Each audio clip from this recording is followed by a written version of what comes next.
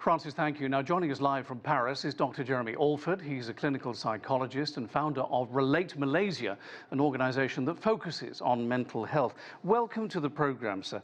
Is thin still a thing in China and Asia, do you think? And how much is it under pressure from social media, peer pressure, and the pandemic? Thank you for having me, John.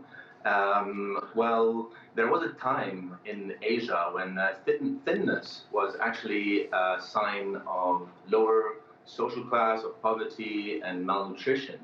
However, this has completely changed, and in China and in Asia and perhaps even the rest of the world, thinness has become synonymous with beauty, and there's a lot of pressure there, where this thin body ideal is something that's very common, that especially in adolescence, that we see quite a lot. So no, it's not something that's over, it's something that's actually seemingly growing.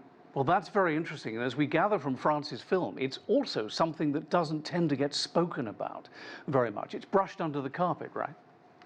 Absolutely, yes. There's still a lot of stigma around it, around a lot of taboo, especially around expressing oneself and talking. And so there's a lot of lack of information. And so generally all of this is done in a secretive way. And you have a lot of not only peer pressure, you only have social pressure all around. So it makes the subject very difficult.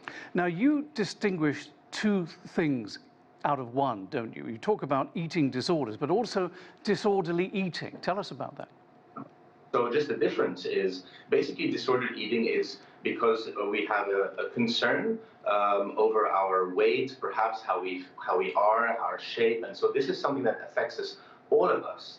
All around the world, we might have, to some extent, certain disordered type eating, because we have a concern over our figure and we want to do something about it. And eating disorder is when that takes control over us. It's first of all, it's a mental health condition, and it's a disease. It's not something that somebody just chooses to develop, and it is the deadliest of all mental health conditions. Yes.